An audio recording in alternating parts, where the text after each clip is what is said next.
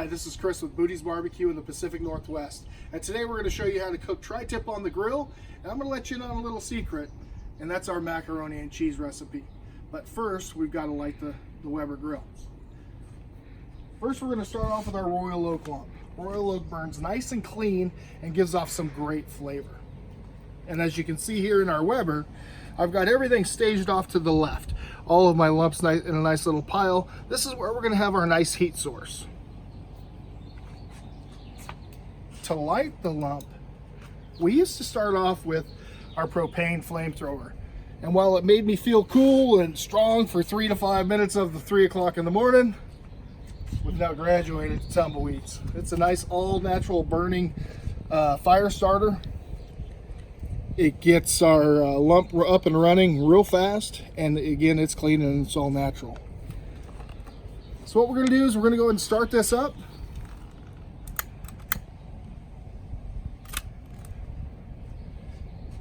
And let that grill get up to temperature.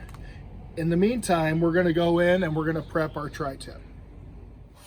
All right, so here's our piece of tri-tip. Now we got this tri-tip at our local club store.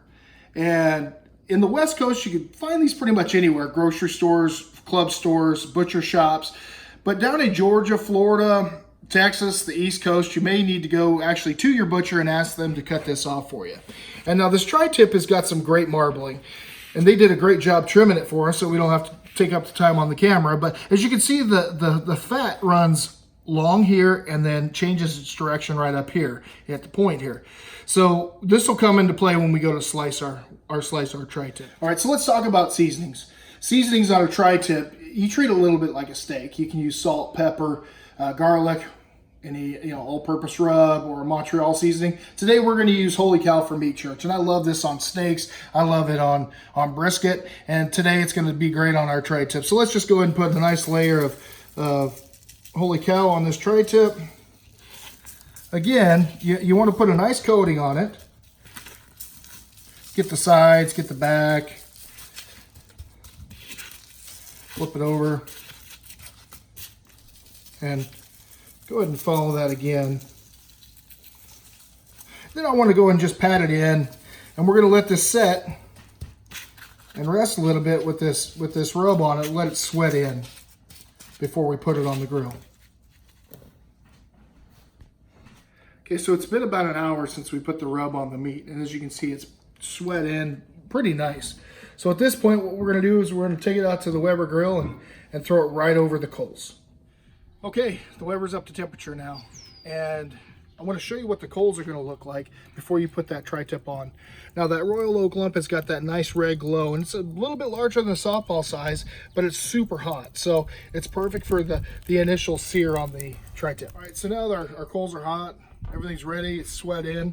We're going to go ahead and just put it right on the grill. And what we're going to do is we're going to put it on the grill right over the coals, and we'll sit it there for about 3 to 4 minutes.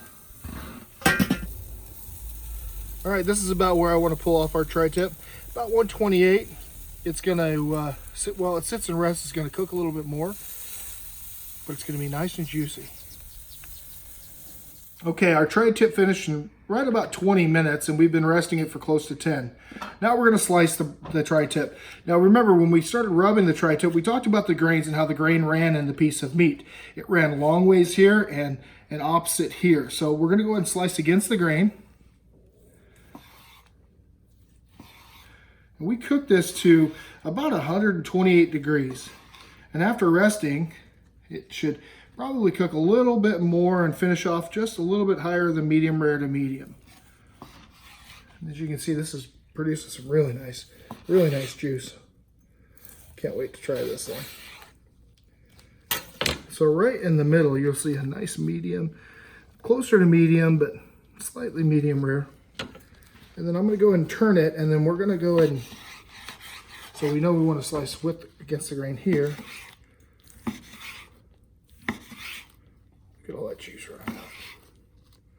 That's a nice piece of meat right there.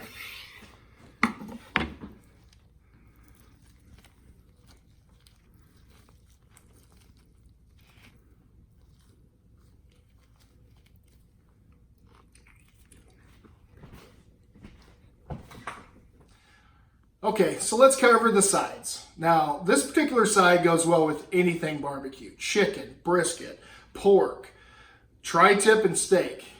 It's a fan favorite for us and a family favorite for us as well.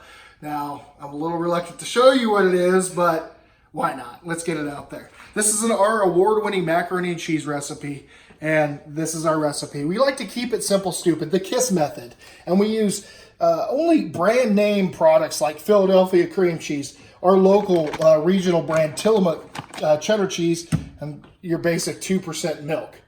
So what we do is we start off with just a good medium elbow mac, 2 cups of grated medium cheddar Tillamook cheese, 8 ounces of Philadelphia cream cheese, and 3/4 of a cup of 2% milk. Now that will yield about 10 to 12 servings and come out tasting great. So what we want to do first is we want to get our Philadelphia cream cheese into the pan.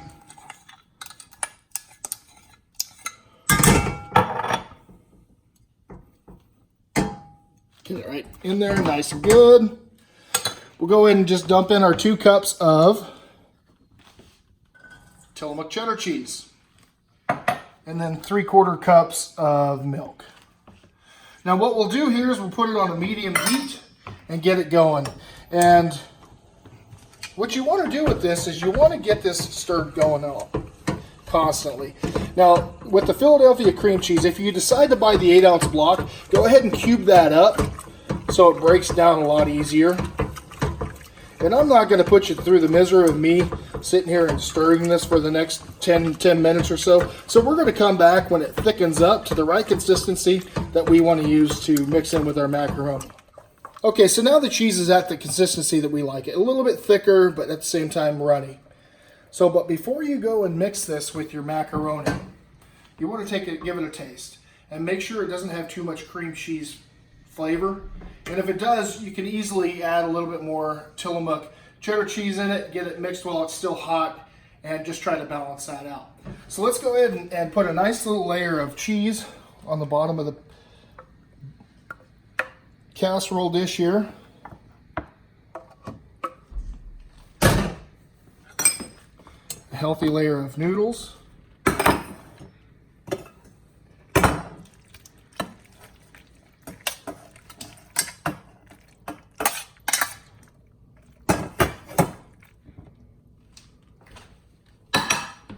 And then another nice layer of cheese.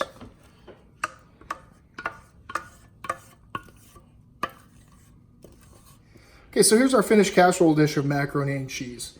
Now, if you're planning on serving this a little bit later, you might want to add a healthy layer of cheese on top of it, because what the macaroni noodles has a tendency to do is suck up all the cheese, and it ultimately clumps it up and dries it out.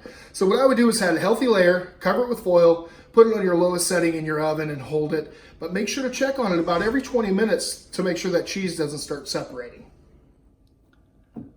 All right, here it is. It's the final plate of Bootie's Barbecue's tri-tip and macaroni and cheese. I hope you enjoyed this as much as we have. For more tips and tricks, make sure to subscribe to Royal Oak's YouTube channel. Have a great day.